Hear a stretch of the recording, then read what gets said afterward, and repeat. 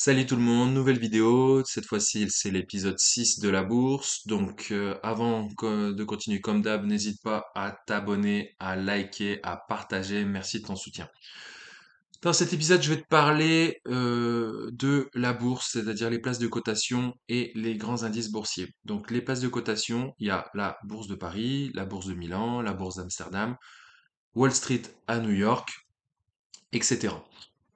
En France, c'est surtout ce qui est le plus connu, c'est le CAC 40. Le CAC 40, c'est la cotation assistée en continu des 40 plus grandes capitalisations boursières en France.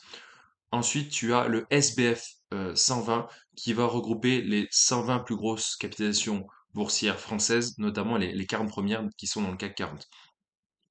Et comme vous avez sûrement dû entendre parler dans les médias, en fait, il y a des valeurs du CAC 40 qui sont historiquement restées dans le CAC 40, Louis Vuitton, Moet Hennessy, donc LVMH, Total Energy, Orange, BNP, voilà, ce sont des valeurs qui existent depuis longtemps dans le CAC 40, hein, donc elles bougent pas. Michelin également, Saint-Gobain, euh, voilà. Et donc, en fait, comment font-elles pour rester dans le CAC 40?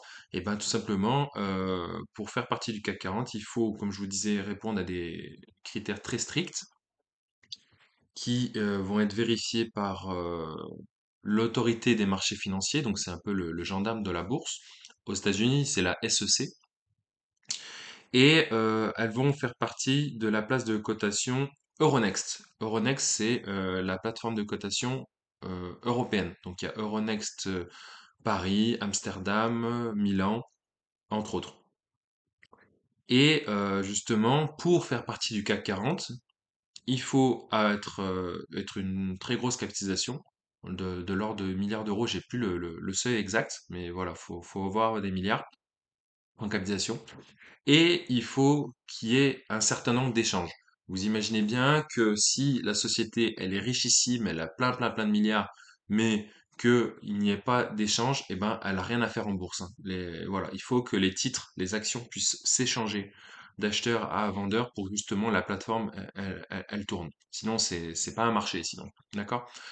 À Londres, c'est le FTSE, il me semble. À Milan, c'est le MIB 30. Et en Allemagne, c'est le DAX 30. Voilà, qui sont similaires au CAC 40.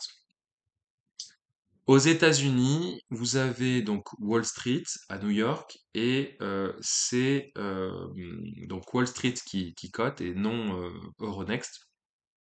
C'est le New York Stock Exchange exactement, NYSE pour les États-Unis.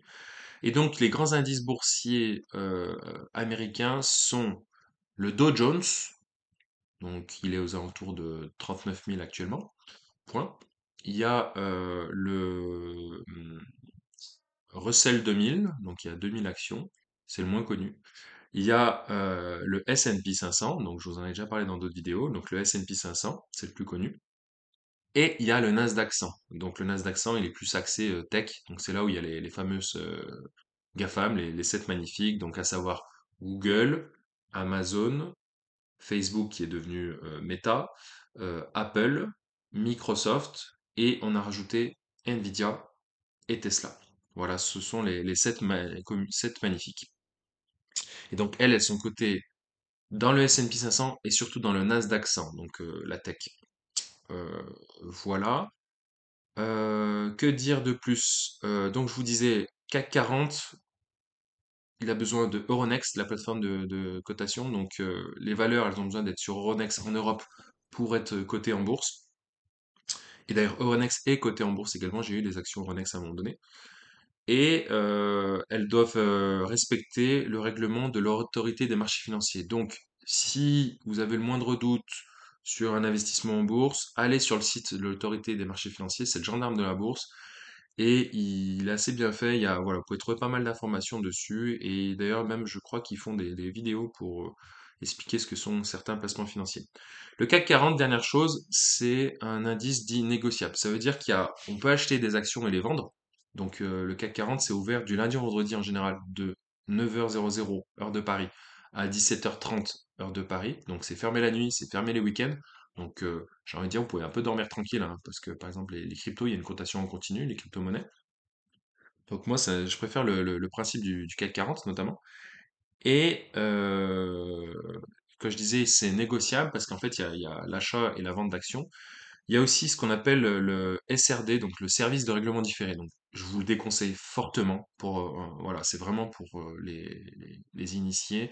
C'est en gros acheter des actions à crédit.